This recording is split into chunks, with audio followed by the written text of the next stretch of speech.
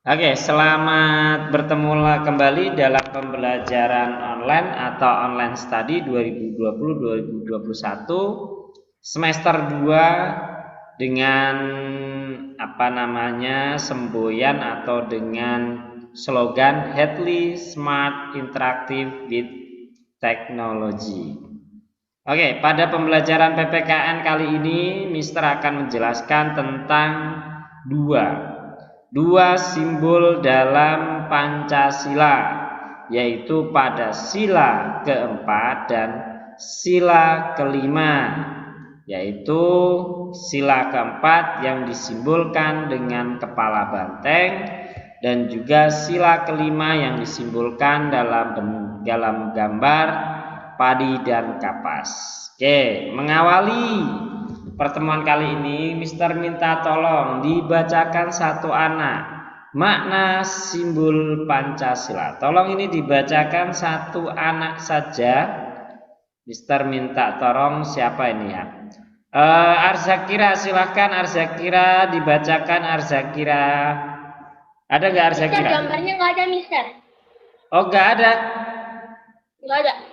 Adanya garis warna biru. Garis warna biru. Sebentar, slide-nya. Garis-garis. Kontrol, sebentar. New. Stop. Nggak kelihatan ini. Sebentar ya. Nggak kelihatan, Mister. Ini cuma ada garis-garis. Ini kelihatan nggak sekarang? Ya, kelihatan. Kelihatan, Mister. Oke, silakan dibacakan. Saya kira. Makna simbol Pancasila. Tahukah kamu? Sila keempat kerakyatan yang dipimpin oleh hikmat kebijaksanaan dalam permusyawaratan perwakilan. Makna sila keempat adalah mendahulukan kepentingan dan tujuan bersama, cinta permusyawaratan dan demokrasi serta bijak menyelesaikan masalah. Oke. Berikutnya Mister minta tolong siapa lagi ya? Sebentar, Mister. Ini siapa? Putu Ayu, silakan Putu lanjutkan.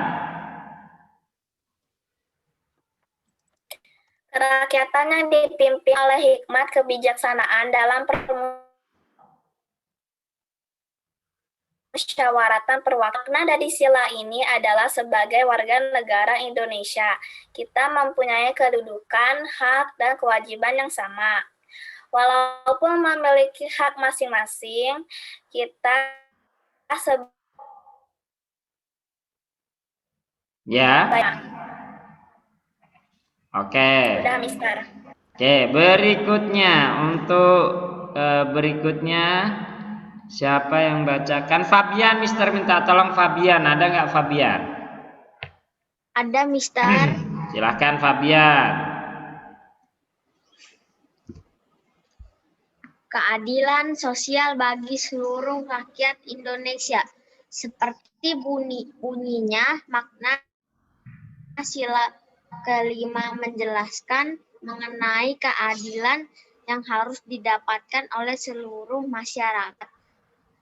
Makna sila kelima Pancasila. Keadilan ini berlaku untuk seluruh aspek kehidupan termasuk juga hak dan kewajiban yang dimiliki masing-masing individu. Keadilan sosial juga memiliki berarti kita tidak boleh mementingkan diri sendiri. Kita harus mengutamakan kepentingan umum dalam hidup bermasyarakat. Selain itu, aturan dan hukum yang berlaku di Indonesia juga harus adil. Siapapun yang melanggar akan diberi sanksi tanpa membedakan latar belakang. Oke, terima kasih Fabian. Tadi terima kasih Devia Putu Ayu dan Arzakira. Oke, kita langsung saja pembahasan di sila keempat. Maknanya di sini ada gambar simbol sila keempat, yaitu kepala banteng berbackground berwarna merah dan kepala bantengnya kombinasi warna hitam dan putih. Nah, Di sini Mister sudah menuliskan tentang makna dari sila keempat, tapi dalam bentuk kata-kata.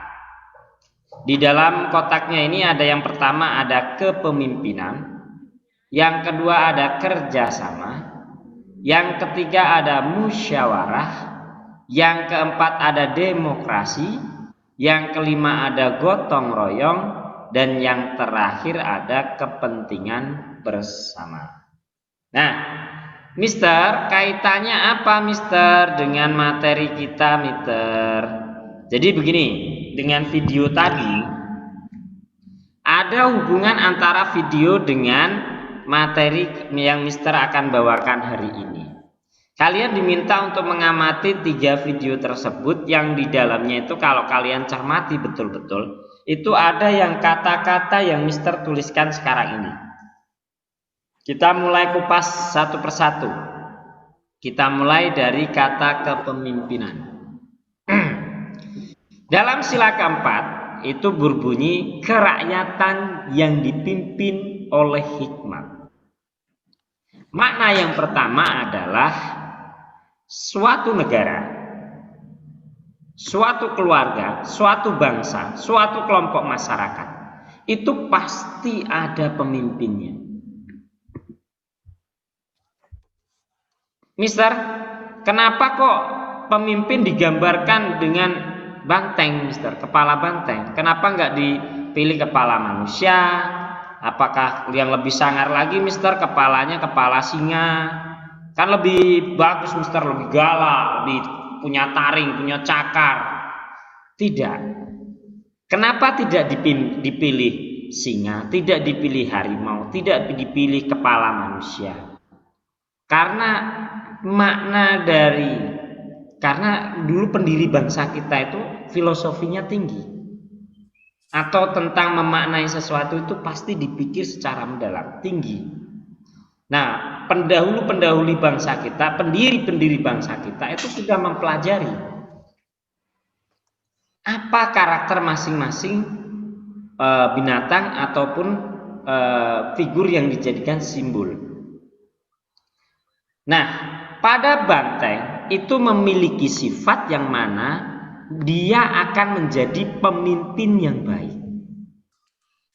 Kenapa? Kalau lihat dalam tayangan tadi, ketika dia dikelilingi oleh kawanan singa, kelompok banteng tadi itu ada satu yang jadi pemimpin.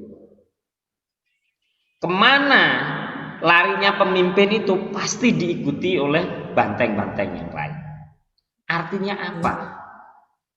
Pemimpin itu harus diikuti oleh seluruh rakyatnya, seolah seluruh anggotanya. Nah, bangsa kita itu membuat kepala banteng itu simbol kepala banteng karena kepemimpinannya yang baik.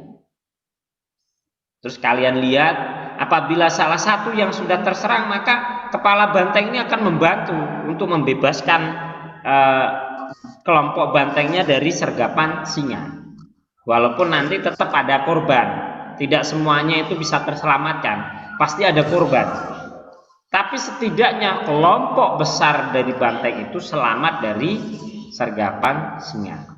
Nah, itu yang pertama, pemimpinnya pemimpin yang baik, yang melindungi seluruh rakyatnya. Nah, oleh sebab itu maka disimbolkan dengan kepala banteng. Kemudian yang kedua, ada sifat yang namanya kerjasama. Kalian lihat tadi, ketika singa tadi menyerang, maka si banteng tadi bekerja sama. Ada yang membuat bingung kelompok singa tadi, ada yang lari ke sana, ada yang kelompok sini. Mereka kerjasama melakukan satu tim, supaya apa? Singa tadi tidak bisa melakukan tindakan penyerangan terhadap kelompok mereka. Nah, banteng itu selalu bekerja sama, memiliki sifat selalu membutuhkan yang lain. Nah, maka bangsa kita memaknai banteng sebagai simbol sila keempat karena memiliki jiwa kerjasama. mau bekerja sama. Kenapa nggak monyet? Nah, monyet ini nggak mau bekerja sama, rakus, suka makan sendiri. Binatang paling pinter loh monyet itu, bener nggak? Tapi dia tidak memiliki sifat kerjasama. Coba lihat monyet itu, kamu kasih kacang diambil tangan kanan, kamu kasih pisang diambil tangan kiri, kamu kasih onde-onde diambil pakai kakinya, kamu kasih permen diambil pakai kaki kanan. 4 tangannya itu megang makanan semua. Itu kalau monyet. Makanya monyet tidak bisa dijadikan simbol karena dia nggak bisa kerjasama. Dia terlalu individualis. Makanya simbol dari kepala banteng itu adalah simbol dari nanti kaitannya dengan gotong royong.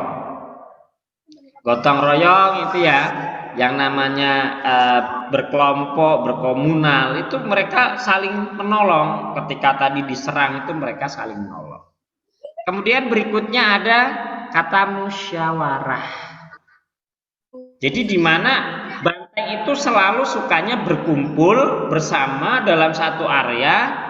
Nanti ada satu pemimpinnya. Nah, pemimpinnya itu yang memimpin. Siapa yang memusyawarahkan? Seluruh anggota kelompok banteng tersebut. Misalkan mereka mau, biasanya kalau kalian lihat di Wild Animal, itu mereka tahu kalau udah masuk musim penghujan, masuk musim kemarau di mana susah air, mereka bermusyawarah untuk namanya migrasi atau melakukan perpindahan tempat. Jadi beramai-ramai mereka menyeberangi sungai, menyeberangi perairan, laut, apa-apa, menyeberangi area-area jalan jauh itu untuk mencari sumber makanan dan tempat hidup yang baru. Karena di tempat hidup yang lamanya iklimnya atau kondisi alamnya tidak mendukung. Nah, mereka itu melakukan musyawarah untuk melakukan pergi itu. Sebelumnya mereka sudah berkumpul dan mau memufakatkan kemana mereka akan pergi. Nah, kemudian ada kata demokrasi. Ternyata dalam banteng itu biasanya terjadi pemilihan. Siapa yang paling kuat dalam kelompoknya, dia yang jadi pemimpin. Biasanya demokrasi dipilihnya melalui apa? Kalau banteng pastinya berantem, sundul-sundulan kepala. Nah, sama seperti bangsa kita. Siapa yang mau jadi pemimpin, mau bupati, mau kepala desa, mau presiden, ya, mau DPR, maka dia harus berlomba dulu. Yang mau jadi pemimpin ini harus berlomba dulu. Dalam apa? Dalam pemilu, dalam pilkada, dalam pilkades, dalam pilpres. Nah, itu menggambarkan bahwa banteng ini binatang yang demokratis, atau cara memilih pemimpinnya dengan cara-cara yang baik, demokrasi. Berikutnya gotong royong. Gotong royong ini maknanya sama dengan kerjasama tadi. Jadi yang namanya binatang banteng ini selalu melakukan kegiatan bersama-sama, selalu bekerja sama, dan ujung-ujungnya adalah lahirlah sifat yang namanya gotong royong atau saling membantu, saling menolong secara berkelompok. Kemudian yang terakhir ada kepentingan bersama. Jadi banteng ini selalu mementingkan kepentingan bersama. Dia mau berbagi makanan dengan kelompok kawanan yang lain. Dia tidak egois. Dia mementingkan kebersamaan, bukan mementingkan makanan perutnya sendiri, tidak. Kalau beda sama monyet tadi. Kalau monyet dikasih apa-apa diembat sendiri, dimakan sendiri. Karena apa? Sifatnya rakus, egois. Atau harimau pun sama, masih mending harimau lah. Dia biasanya menyisihkan untuk anaknya.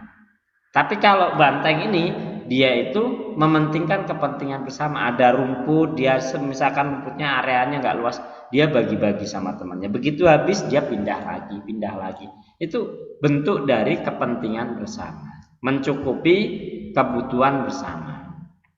Oke, kita lanjut. Sila kelima. Nah, nampak gak di tampilan kalian, nampak gak? Nampak, Mister. Nah, ya tuh. Yang pertama, tadi kenapa Mister ajak kalian itu nonton orang panen padi? Supaya kalian sadar bahwa masyarakat yang sejahtera itu masyarakat yang kebutuhan akan pangannya itu tercukupi. Padi, kenapa Mister kok nggak onde-onde? Kenapa Mister kok nggak pizza? Kenapa Mister kok nggak roti? Nah, kenapa selalu simbolnya padi? Kenapa kok nggak daging, nggak ayam, Mister? Kenapa nggak telur? Kenapa kok padi? Karena padi itu adalah makanan pokok orang Indonesia. Dari mbahmu, buyutmu, sampai cicit-cicit yang kamu sekarang ini, itu makannya padi. Makanya orang dulu itu memaknai bahwa padi itu adalah sumber kehidupan, sumber pangan yang utama. Mister, tapi kan ada daerah juga yang nggak makan padi, makanya singkong, ubi, sama kentang, Mister. Ada, memang betul ada. Daerah Papua, daerah Sulawesi, daerah Maluku, daerah orang-orang daerah Timor. Itu makanan mereka, makanan pokoknya bukan padi, tapi singkong, ubi, kentang. Kenapa? Karena kondisi alam di sana tidak mendukung untuk ditanamin padi. Tapi pada hakikatnya kalau mereka di daerahnya sana itu cocok ditanami padi, maka mereka pun juga akan makan padi. Akan makan beras, nasi bahasa kita. Nah, padi itu adalah simbol di mana masyarakat itu kecukupan pangan. Artinya apa? Kebutuhan akan makanan itu tercukupi. Yang kedua ada simbol kapas. Makanya tadi kalau Mister videonya itu pasti kaitannya dengan materi Mister. Tadi kalau yang pertama ada sawah, orang nanam padi, ketika panennya berhasil orangnya senang. Artinya apa? Sejahtera. Kalau panennya berhasil, maka orang itu dikatakan sejahtera. Hasilnya apalagi berkintal-kintal atau bertonton tanamannya itu bisa membuat atau sebagai cadangan makanan sampai akhir tahun. Biasanya kalau orang zaman dulu, bapaknya Mister Kisno itu selalu yang punya namanya pendaringan. Pendaringan itu apa, Mister? Pendaringan itu semacam kamar, tapi yang digunakan untuk menyimpan sumber-sumber makanan. Yang di situ terutama itu padi. Jadi ada satu ruangan khusus semacam kamar gitu, padinya ditaruh situ, setelah dikeringkan ditaruh di situ.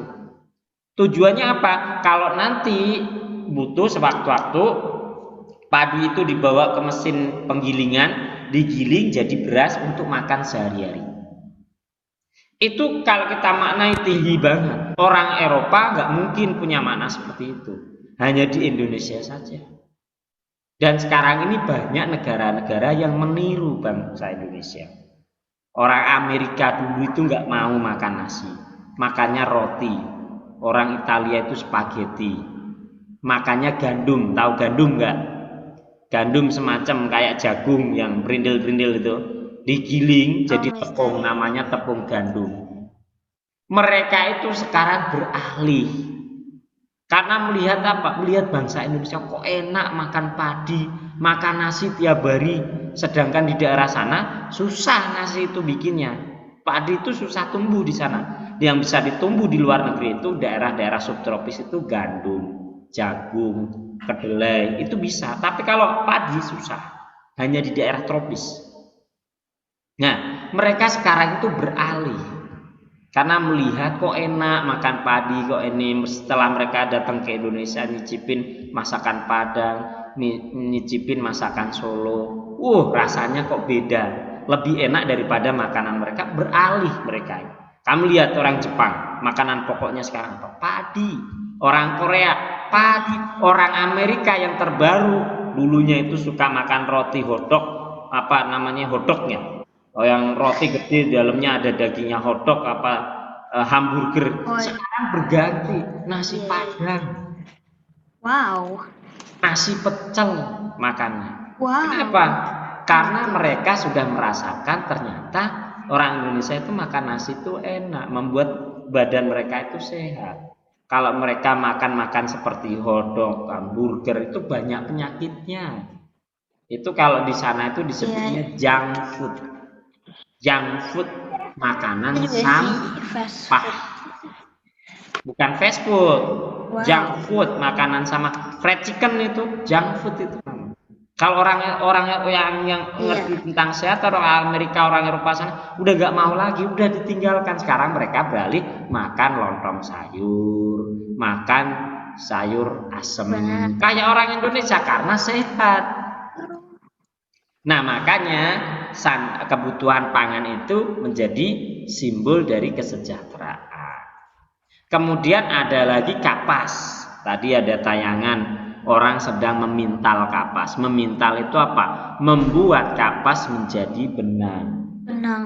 Nah, dulu kenapa? Maknanya dalam. Orang pendiri bangsa kita itu melihat orang-orang bule itu kan bajunya bagus-bagus ya. Orang kita masih pakai baju karung. Tahu karung enggak? Yang buat nampung beras, yang buat nampung singkong, yang terbuat dari ininya sabut kelapa. Itu dibikin karung, dibikin baju. Hanya orang-orang keturunan kerajaan yang pakai baju yang berbahan dari kapas, berasal dari sutra. Kemudian bangsa kita itu melihat orang Eropa itu ganteng-ganteng, cantik-cantik itu karena bajunya. Coba kalau orang Indonesia itu kasih baju yang kayak mereka, pasti cantik-cantik, pasti ganteng-ganteng. Ternyata terbukti bangsa Indonesia, bangsa yang maju, itu bangsa yang mengenakan pakaian-pakaian yang bagus, dari bahan-bahan yang bagus.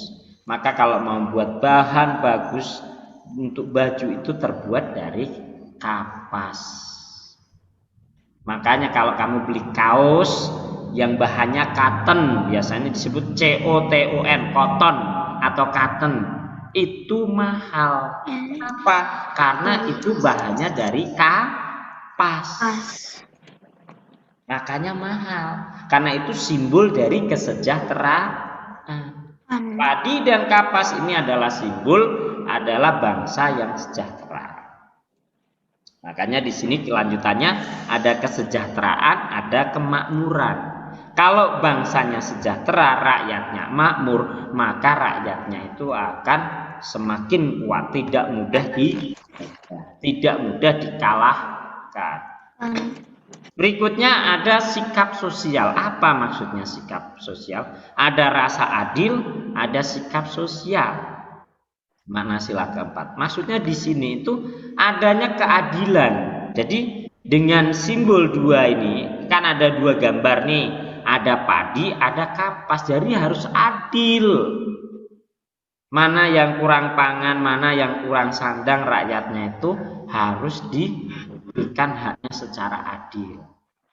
Makanya presiden memberikan bantuan kepada seluruh rakyatnya tidak milih-milih.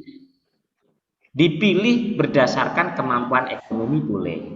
Tapi kalau dalam kondisi krisis biasanya tidak dipilih-pilih, tapi semuanya dibagi. Seperti contoh sekarang ini kan kemarin ada bencana ya. Kita ini sedang dirundung bencana bangsa kita ini. Covid belum selesai, datang lagi gempa bumi. Gempa bumi belum selesai, datang lagi air banjir di Kalimantan dan Banjarmasin dan seterusnya. Masalah itu belum selesai. Yang kemarin yang belum selesai, pesawat jatuh ke laut, nyungsep, hancur semuanya. Datang lagi gunung meletus. Gunung Sinabung mengeluarkan debu. Gunung Semeru mengeluarkan uap panas dan seterusnya. Bangsa kita itu kenapa terlalu itu? Karena ya tadi terlalu luas. Nah, makanya pemerintah harus adil. Ketika terjadi bencana, pemerintah hadir memberikan sumbangan sosial dan sebagainya secara adil. Seluruh rakyatnya harus dapat merasakan. Nah, yang terakhir adanya sikap sosial. Sikap sosial itu apa? Peduli terhadap sesama. Diharapkan kalau yang kaya yang sudah punya pangan lebih, yang sudah punya sandang yang bagus, mau membantu orang-orang yang kurang pangan, kurang sandang, itu dibantu. Caranya bagaimana? Dengan dompet duafa, dompet kemanusiaan lah, apa-apa.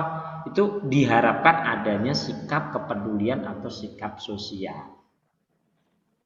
Yang terakhir banget, jadi sila kelima ini adalah tujuan negara. Ada 1, 2, 3, 4, 5. 1 ketuhanan, 2 kemanusiaan, 3 persatuan, 4 kerakyatan. Yang kelima ini keadilan sosial bagi seluruh rakyat Indonesia itu adalah tujuan negara.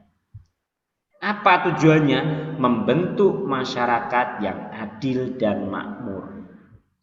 Adil dilambangkan 2 simbol gambar ini, yaitu gambar padi dan kapas. Makmur digambarkan oleh padi dan kapas, di mana padi sebagai sumber pangannya dan kapas sebagai sumber sandangnya atau pakaiannya. Itu harapan dari bangsa-bangsa pendiri bangsa kita, bahwasanya sila keempat dan kelima itu memiliki makna yang dalam. Maka kalian sebagai generasi penerus wajib menjaga Pancasila sebagai karakter bangsa Indonesia. Di luar negeri tidak ada simbol-simbol seperti bangsa kita yang banyak seperti ini. Tapi di Indonesia semuanya ada. Tergantung rakyatnya, apakah mau menjaga Pancasila atau mau meninggalkan Pancasila. Oke, sampai di sini jelas. Karena tidak ada sesi tanya jawab ya, waktunya sudah habis. Sesi tanya jawabnya nanti di minggu depan. Mister sudah ditungguin sama teman saya. Miss-nya juga sudah menunggu kalian untuk masuk kelas berikutnya. Sampai di sini dulu. Baca kembali materi yang Mister share tadi.